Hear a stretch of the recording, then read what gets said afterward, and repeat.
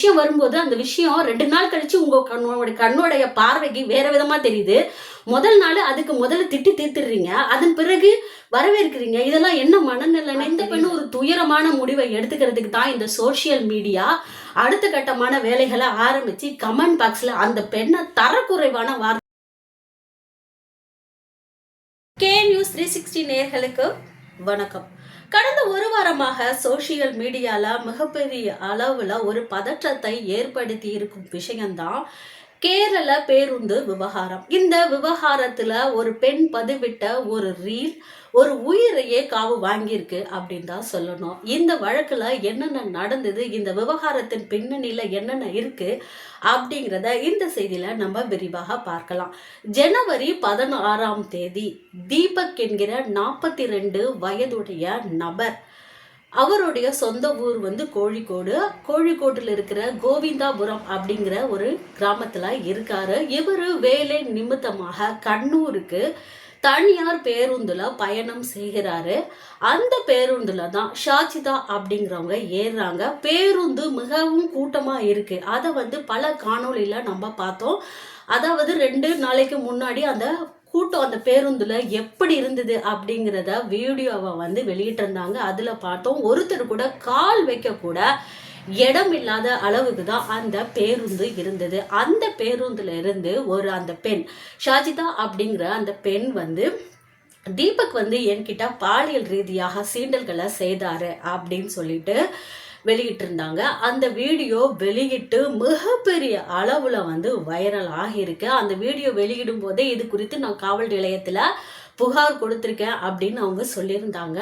அவர் எந்த மாதிரியான சீண்டல்கள் எல்லாம் ஈடுபடுறாரு அப்படிங்கிறத மொபைல் மூலமா அவங்க ஷூட் பண்ணி அந்த வீடியோவை பதிவிட்டிருந்தாங்க. அந்த வீடியோ பதிவிட்ட சில மணி நேரங்களிலேயே நிறைய வியூஸ் போயிடுச்சு. அதாவது அதுக்கு முன்னாடி ஷாஜிதா அவர்களுக்கு வந்து 8 மில்லியன் ஃபாலோவர்ஸ் தான் இருந்தாங்க. அதன் பிறகு 22,000 ஃபாலோவர்ஸ் வந்து வந்துட்டாங்க. இந்த அளவுக்கு வீடியோ மிகப்பெரிய வைரலான பிறகு இந்த வீடியோவை வந்து தீபக்கினுடைய நண்பர்கள், அலுவலகத்துல இருப்பவங்க எல்லாருமே தீபக்கு வந்து ஷேர் பண்ணி, இது நீதானா, நீயே இந்த மாதிரியான ஒரு வேலை செஞ்ச, உன் மானமே போகுது அப்படிங்கிற மாதிரி சொல்லியிருக்காங்க. இதனால தீபக் வந்து மன உளைச்சல்ல இருந்திருக்காரு. வீட்டுக்கு வந்து யாரு கூடயுமே பேசாம அப்படியே அந்த அறையிலேயே இருந்திருக்காரு. அதன் பிறகு 2 நாளா அவர் யாரு கூடயுமே பேசல அப்படின்னு தீபக்கோட அம்மா சொல்லியிருக்காங்க. இதை அடுத்து ஞாயிற்றுக்கிழமை அவர் வந்து தன்னுடைய உயிரை வந்து மாற்றிக்கிட்டாரு. அவங்க அம்மா வழக்கம் போல காலையில அவருடைய அறை கதவை தட்டும் போது நீண்ட நேரமாக தீபக் வந்து தன்னுடைய அறையினுடைய கதவை திறக்கவே இல்லை. இதனால பதறி போன அம்மா அக்கம் பக்கத்துல இருக்கிறவங்களெல்லாம் வச்சு கதவை உதச்சி பார்க்கும்போது தான் தீபக் வந்து ஒரு தவறான ஒரு முடிவை எடுத்துட்டாரு.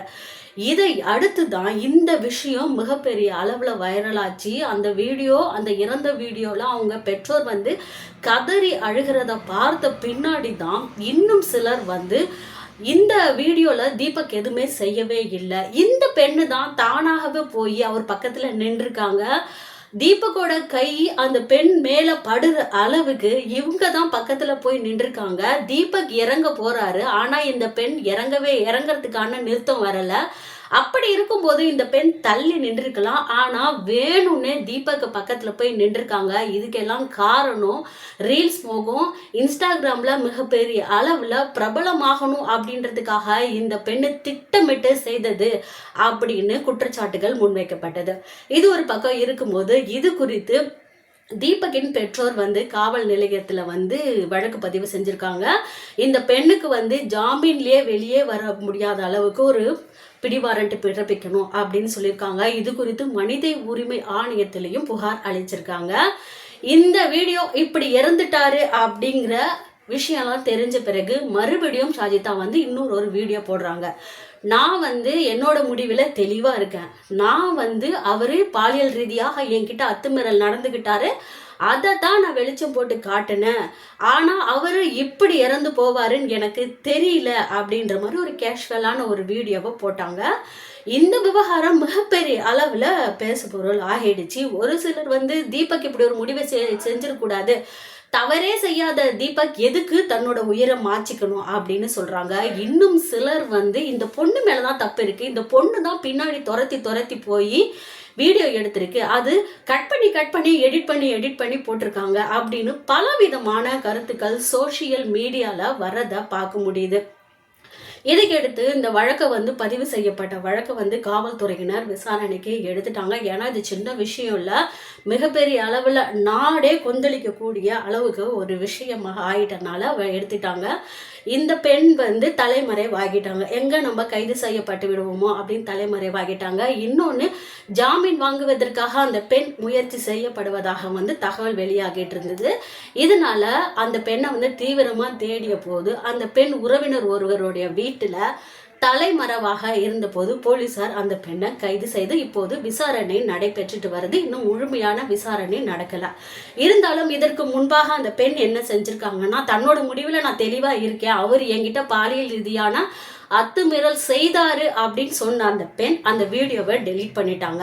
மேல எந்த விதமான தவறும் இல்லை, நடந்ததை தான் தான் சொன்னேன் அப்படின்னு இருக்கும்போது எதற்காக அவங்க அந்த வீடியோவை டெலீட் பண்ணணும்? இப்படி பல கேள்விகள் இணையத்துல கேள்வி கேட்கப்படுகிறது. இங்க நாமும் கேட்கும் கேள்வியும் அதே தான். இந்த மாதிரியான நேரத்துல உண்மையிலேயே யாராவது இப்படி ஒரு குற்றச்சாட்டுகளை முன்வைக்கும் போது அதை தாங்கிக் கொள்ள மனசு இல்லாம தீபக் இப்படி ஒரு தவறான முடிவை எடுத்திருக்கிறாரு. இது மிகவும் பலரை மனவேதனைகளை ஆழ்த்தி இருக்கு அப்படின்னு தான் சொல்லணும். தப்பே செய்யாத போது ஒட்டுமொத்த உலகமும் கூடி நின்று குற்றம் சாட்டும் போது மனநிலை இப்படி புரள் ஏற்பட்டு இது மாதிரியான தவறான முடிவுகளை எடுத்திருக்காங்க. ஏற்கனவே அந்த காலத்துல எல்லாம் பெண்கள் தான் இந்த மாதிரியான வாயிலிருந்து வர வார்த்தைகளை தாங்க முடியாத அளவிற்கு இப்படி ஒரு துயரமான முடிவை எடுப்பாங்க. இப்போ ஆண்களையும் இது பாதிக்கிறது. இதுக்கெல்லாம் காரணம் என்ன அப்படின்னு பார்க்கும்போது இதற்கெல்லாம் காரணம் என்ன சொல்றதுன்னா, இன்ஸ்டாகிராம்ல அந்த கருத்துக்களை பதிவிடர்களை தான் சொல்ல முடியும். இந்த மாதிரியான அந்த பெண் வீடியோ பதிவிட்ட பிறகு காதுல கேட்க முடியாத மாதிரியான வார்த்தைகள், மனசால நொந்து போகக்கூடிய வார்த்தைகளை கமெண்ட் பாக்ஸ்ல பதிவிட்டிருக்காங்க. அதையெல்லாம் பார்த்து ஒட்டுமொத்தமும் அவரு ஒடிஞ்சு போனதுதான் இப்படி ஒரு துயரமான முடிவை அவரு தேடிக்கிறதுக்கு காரணம். அதோட மட்டும் இல்லாம இப்போ இந்த பெண்ணையும் ஒட்டுமொத்த உலகமும் குற்றம் சாட்டிட்டு வராங்க. அந்த பெண் இதுக்காக பண்ணாங்க, இன்ஃப்ளூயன்ஸ்க்காக பண்ணாங்க, பிரபலமானதுக்காக பண்ணாங்க அப்படின்னு எல்லாருமே இப்ப கருத்துக்களை சொல்லிக்கிட்டு வராங்க. இப்போ என்ன தீபக்குக்காக ஒரு கமெண்ட்களை முன்வச்சு அவரை சாவினுடைய உச்சத்துக்கு கொண்டு சென்றாங்களோ அதையே தான் இப்ப இந்த பொண்ணுக்கு செஞ்சிட்டு இருக்காங்க.